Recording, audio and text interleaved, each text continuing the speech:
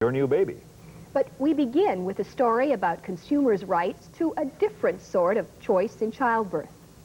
A cesarean birth, or C-section as doctors call it, is the delivery of a baby by surgical incision through the walls of the mother's abdomen. Originally, it was used only as an emergency procedure to save lives. But the cesarean has now become so much a part of modern medical practice that today, 1 in 5 babies is born in this way. The high numbers concern many parents and doctors. A lot of cesareans, they say, are unnecessary. A particular worry is the practice of routinely scheduling cesareans for any mother who's previously had one. Tonight's story is about a group of parents who rebelled against this once a cesarean, always a cesarean rule, and launched a campaign for the right to choose VBAC, vaginal birth after cesarean. My due date was May the 3rd, and I was told by the obstetrician, well, I do my cesareans on Tuesdays, so you can either have your cesarean on Tuesday. Because Carolyn Campo's previous child, young Eric, was a cesarean baby, her doctor did what many other doctors would do. He routinely scheduled her for another. I do my cesareans on Tuesdays. Well, you know, who cares? Carolyn refused a Tuesday cesarean to bring her 4th child, Emma, into the world. Instead, she waited at home until she was in the final stages of labor. By the time she arrived at the hospital, it was too late for anything but a natural delivery. That was 4 weeks after her doctor had wanted to do that repeat cesarean. But it certainly wouldn't have been convenient for me or convenient for my baby. She could have had serious complications being born that early. Teresa Newt also felt that waiting until the last minute was the only way she could be assured a natural birth. Any problems? No, he was born 15 minutes after we got to the hospital. These mothers and fathers in the Comox Valley on Vancouver Island might not look like militants, but they are part of a quiet revolution that parents across Canada are staging against cesarean births. Their pioneering struggle started back in December 1983, when St. Joseph's Hospital in Comox decided to cancel all future VBACs, vaginal births after cesareans.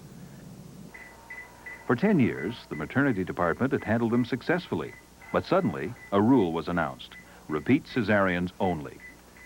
The statement from the hospital administrator simply said, "In the interest of safe practice, St. Joseph's will no longer carry out trial of labor for women who've had previous cesarean sections." It was that flat refusal to give these women a choice that turned them into not-so-quiet activists. We were really frustrated. I, in particular, decided that if I could have a vaginal birth after a cesarean and other women could, that by terminating the policy and saying to these women, no, you can't, you have to have a repeat cesarean, that didn't seem right to me. Shortly after that, Teresa placed this small ad in the local paper. It said, "Anyone interested in bringing vaginal births after cesareans back into hospital policy?" She soon had 100 parents forming a lobby group. Over the next few weeks, they hit the streets, seeking community support. They ran VBAC information seminars and set up booths in shopping centers. We didn't go into this blindly. Holly Davidson found herself in the role of VBAC researcher. We were really well informed, and when we went to the public with information and asked the doctors questions, we brought out good, sturdy points. We weren't just, you know, screaming our heads off. Everything was from legitimate facts.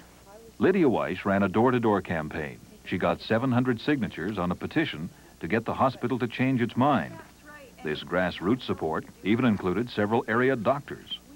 Raising public awareness is such an important thing, and once the public starts to ask questions to their community hospital, they have to start providing answers.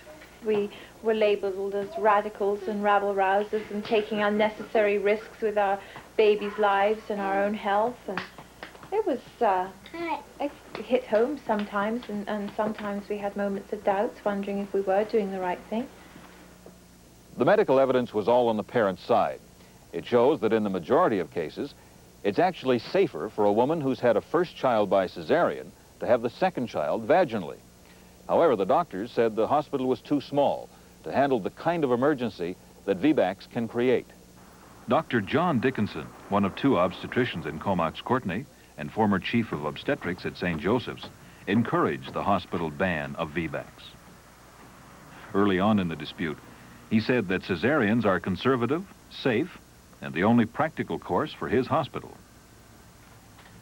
The small hospital packs up and goes home at night, so that we don't have an anesthetist there, we don't have the assistants handy, we don't have the operating room nurses handy, and things aren't running.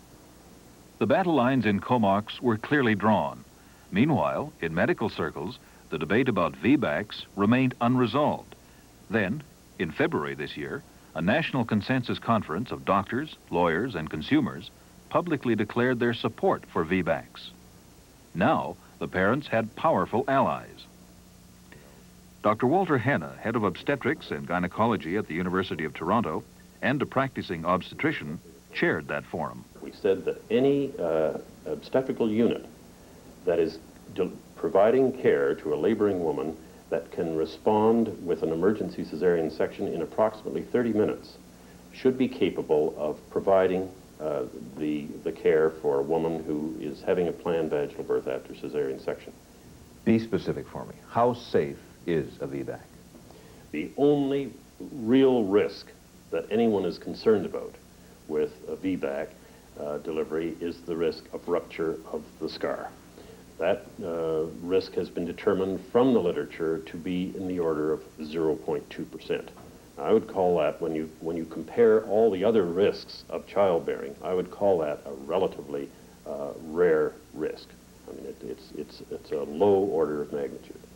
And if that happens, is it life-threatening? In actual fact, although it sounds like the rupture of a uterus sounds to be a horrendous affair, it rarely is with a rupture through the low segment. It's not the catastrophic affair that occurs when the so-called classical incision ruptures. And I think it's very important for women to understand that a vertical incision in the skin of their abdomen does not necessarily mean a vertical incision in their uterus. And I think it's very important for women to understand that. We feel very strongly that a classical incision is an absolute contraindication to a planned vaginal birth, because when that incision ruptures, the baby almost inevitably will die, and the mother may as well. Most hospitals don't distinguish between these two types of incision in the uterus. They lump all cesarean mothers together and classify them as too risky for VBACs. Yeah. But the Comox parents couldn't accept that St. Joseph's needed to follow the general pattern. They pointed out that about 700 babies a year are born here.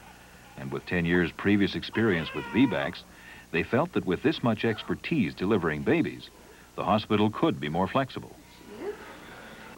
The doctors told us it was finances. The hospital told us it was facilities. The doctors told us it was safety. The doctors told us it was the hospital's decision. The hospital told us it was the doctor's decision. And we went about and proved on the financial thing that cesareans are more expensive. On the safety thing, we got all of the information we could to prove that it's safer to do a trial of labor. And on the facilities thing, we went to the Minister of Health, and he assured us that St. Joseph's could follow guidelines set out by the Society of Obstetricians and Gynecologists to ensure that everything would be safe. So we combated all of their reasons as we could interpret them, because we never really got a real reason why. During the 2 years the local hospital refused to perform VBACs, many women left this valley for other hospitals, often at considerable personal inconvenience. There was the added expense of living away from home, often taking children out of school, loss of work for mother and father. But for those who left and had their VBACs, their option was a success. Those who could not leave were routinely sectioned. At the time, one local doctor suggested that if people really wanted to go to another hospital and couldn't afford it, they could mortgage their homes. My husband has a job that he needs, and we couldn't up and go down to wherever. My baby was almost 4 weeks past my due date, and we'd have had to have gone down a couple of weeks before, so I'd have been there 5 or 6 weeks in Vancouver waiting to have a baby with no family, no friends. I don't think you can impose on a gynecologist in an area or an obstetrician in an area what he must do. He has got to sort of know, as I know, what the local potential is, what the risks are, and what the advantages are, and then it's up to him. And if his recommendation is that she be delivered in such and such a way, then I think probably she has to go along with it. How do you change attitudes of doctors and hospitals, attitudes that have been held for so many years? Well, I think you can only do it by education. You certainly can't legislate it. We're noticing a new phenomenon in medical practice today, and that is the effect of the consumers themselves in determining what options should be available to them. You know, we call that informed consent, and I think it forms the cornerstone and should form the cornerstone of our medical practice. In fact, in Comox, that's exactly what's been accomplished.